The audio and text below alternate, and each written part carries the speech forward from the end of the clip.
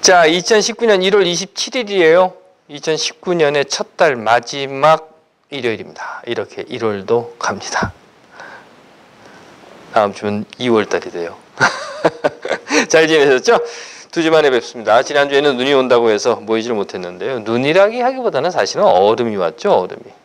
저희 집 같은 경우도 드라이브웨이에 눈이 쌓였나 그리고 가서 보니까 눈이 아니라 그 밑에는 전부 다 그 얼음이더라고요. 슬러시가 돼가지고 아유 그거 치우느라고 애를 많이 먹었습니다. 덕분에 지난주는 토, 일, 월 3일간 꼼짝 않고 집에 앉아 있었어요. 지난 월요일이 마틴 루터 킹 데이였으니까요.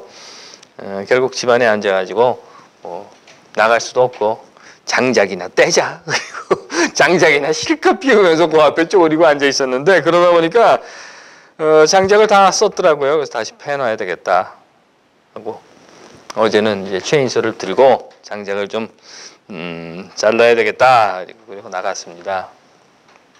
근데 문제는 이제 체인소가 안 되는 거예요. 한동안 안 썼거든요. 그랬더니 캐브레터가 막혔어요.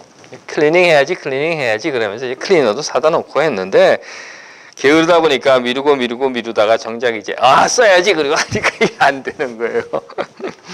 어떻게 합니까? 클리닝 해야죠. 분해를 했죠. 캐브레터는 그 안쪽에 들어있어요. 그렇기 때문에 먼저 이제 케이싱을 빼내고 뭐 트로트하고 연결되어 있는 연결고리도 풀고 또 가스 들어가는 호스도 끄집어내고 캐브레터 분리해내고 캐브레터 안에를 다 이렇게 또 그렇게 합니다. 그래서 클리닝을 하고 나서 조립은 어떻게 해요? 그 반대 순서로 그냥 다 하는 거죠. 다 분리해서 클리닝을 마치고 나서 조립을 하고 나서 이제 다 됐다. 그리고 안 되는 거예요. 트로트하고 하는 연결고리가 있는데 그 연결고리를 연결하지 않은 겁니다. 그냥 풀러놓은 거예요. 어떻게 합니까? 다 다시 뜯었죠. 결국 순서라는 게 있어요. 그런데 그 순서를 지키지 않은 겁니다. 체인소를 클리닝하는 것에만 순서가 있는 것은 아니라고 저는 생각해요. 우리 삶의 모든 부분에 순서라고 하는 것이 있습니다. 그런데 이 순서를 지키지 않으면 작동하지 않아요. 아니 어쩌면 대충 그냥 넘어가기도 해요. 하지만 언젠가는 반드시 그로 인해서 문제가 발생하게 됩니다. 순서라는 거죠. 요한복음에 보시면은요, 예수의 첫 번째 기적이라고 하는 사건이 나옵니다. 물을 포도주로 변화시키는 사건이에요. 사건의 개요는 이렇습니다. 갈릴리 가나라고 하는 곳에 결혼잔치가 있었다고 해요. 예수와 예수의 어머니가 같이 있었다고 합니다. 그리고 예수의 제자들도 초청을 받았다고 해요. 그리고 잔치가 한참 벌어진 거예요. 신나게 먹고 마시고 놀고 떠들고 그러다 보니까 포도주가 다 떨어졌어요. 그래서는 예수의 어머니가 예수에게 이야기했답니다. 얘야, 포도주가 다 떨어졌다고 한다. 글쎄요, 누구 결혼식인지 잘 모르겠어요. 설명도 하고 있지 않고. 하지만 포도주라고 하면 그건 잔치 음식이잖아요. 근데 잔치 음식이 떨어진 것을 예수의 어머니가 염려해야 한다? 글쎄요, 예수의 어머니가 잔치 음식이 떨어진 것을 안다라고 하는 것 자체가 이미 잘 아는 사람, 혹시 가족의 결혼식이 아닌가 하는 생각을 하게 하기도 합니다. 여하튼 간에 그래서 예수의 어머니가 예수에게 이 이야기를 했어요. 야, 포도주 다 떨어졌대. 그래서 예수가 이렇게 대답을 했다고 합니다. 여자여 나와 무슨 상관이 있나이까 내 때가 아직 이르지 아니하였나이다. 이 부분에 대해서는 해석이 여러 그 분분한 이야기들이 있습니다. 차이도 있고요. 그래서 공동번역은 이렇게 번역을 해놨어요. 어머니, 그것이 저와 무슨 상관이 있다고 그러십니까? 저나 어머니와 무슨 상관이 있습니까? 라고 했다는 거예요. 어찌되었든 간에 예수의 어머니는 예수에게 야, 포도주 떨어졌다 라고 이 얘기를 했고 예수는 그래서 뭐 내가 뭘 어쩌라고 왜 날 귀찮게 해? 이렇게 했다는 겁니다. 하지만 예수의 어머니는요, 일하는 사람들에게 여보시게 우리 아들이 뭐 시키든 무엇을 시키든 간에 하여튼 그대로 해 이렇게 말을 했고 그곳에 마침 유다인들의 정결 예식에 쓰는 물 항아리가 6개가 있었고 그것을 보고 예수가 일하는 사람들에게 저 물 항아리에 물을 가득 채워놔라 라고 이야기를 했답니다. 하인들이 물 항아리에다가 물을 채워놓고 나니까 예수가 하는 말이 이제 그 잔치장에 갖다 줘라 라고 했다는 거예요. 그래서 이 사람들이 그 물 항아리를 들고 잔치하는 곳에 갖다가 주니까 그 안에 부어넣었던 물이 포도주로 변해 있었다라고 하는 겁니다. 이게 흔히 말하는 예수의 첫 번째 기적, 물을 포도주로 변화시킨 기적이라고 합니다. 이게 순서라는 거죠. 포도주가 떨어졌어요. 떨어졌다고 알려줬어요. 뭐 꿍시렁 되는 소리가 중간에 끼어 있기는 했지만 항아리에 물을 채워라 라고 얘기했고 항아리에 물을 채웠어요. 채워진 물 항아리를 가져다 주니까 그것이 포도주로 변했다 라고 하는 순서입니다. 그 말은요, 이 기적의 사건은 순서에 따라 이루어졌다는 거예요. 이렇게. 무엇이 먼저였고 그 다음에 중간에 어떻게 됐고 그 다음에 뭐가 돼서 그 다음에 이렇게 해가지고 물이 포도주로 변했다라고 하는 겁니다. 그 말은요, 이 순서에 따르지 않고서는 이 기적이라고 하는 사건이 일어날 수 없었다는 겁니다. 그렇지 않겠어요? 항아리에 물을 붓지도 않았는데 물이 포도주로 변할 수는 없는 거잖아요. 물을 먼저 부어야 그 물이 포도주로 변할 거 아닙니까? 그게 순서라는 겁니다. 물을 포도주로 변화시킨 사건뿐만 아니라 성서가 우리에게 보여주고 있는 모든 사건들은요, 그 순서에 따라서 발생하고 있는 거예요. 아브라함이라고 하는 사람이 있었다고 합니다. 이 사람이 하란을 떠나서 가나안으로 이주를 하려고 합니다. 그런데 가나안에서 살 수가 없었어요. 그래서는 이집트 쪽으로 갑니다. 그리고 그곳에서 자식을 낳아요. 이삭이라고 하는 아들을 낳았답니다. 그리고 이삭은 또 그곳에서 자식을 낳았는데 에서와 야곱이라고 하는 둘을 낳았다고 해요. 야곱은 둘째인데 형인 에서에게 사기를 치고 도망을 갑니다.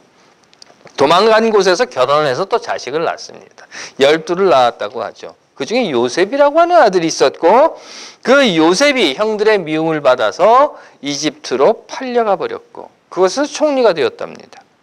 그 지역에 흉년이 들었어요. 그 전체 지역에. 그래서 음식을 구하기 위해서 요셉의 형제들이 요셉을 찾아왔고 요셉과 제외한 야곱의 가족들이 모두 이집트로 이주를 하게 되었다는 겁니다. 그리고 세월이 흐른 후에 야곱의 족속들, 즉 히브리인들인데요. 이집트에 살고 있는 이 히브리인들이 원주민인 이집트 사람들로부터 인종차별을 당하게 되고 학대와 차별에 항거해서 이집트를 탈출해서 광야에서 40년 동안 유리방황하고 마침내 아브라함과 하나님이 맺었던 약속의 땅이라고 하는 가나안으로 들어갔다라고 하는 것이 순서입니다. 이게 출애굽기의 순서예요. 그렇다면 이 순서를 뒤집어 놓으면 어떻게 됩니까? 아니, 이 순서를 뒤집어 놓을 수 있을까요? 모세와 함께 히브리 백성들이 이집트로부터 탈출하는 것은 언젠가는 그 이전에 이 히브리 백성들이 이집트로 들어갔다라고 하는 순서가 먼저 있었다는 거예요. 그랬으니까 탈출할 수 있었죠. 들어가지도 않았는데 탈출을 할 수는 없을 테니까 말입니다. 삶에 있어서는 어떤가요? 우리 인류 삶의 역사 속에서도 순서는 있습니다. 그렇죠? 350만 년 전에 원숭이가 나무에서 내려오고 250만 년 전에 원시 인류가 발생하고 200만 년 전에 아프리카를 탈출한 호모 이렉투스가 있어서 오늘날 이런 인류가 여기에서 살고 있다라고 하는 이야기인 겁니다. 순서가 있죠. 나무에서 내려와서 두 발로 걷게 됩니다. 두 발로 잘 걷던 것이 나무로 올라가서 원숭이가 되지는 않는다는 거예요.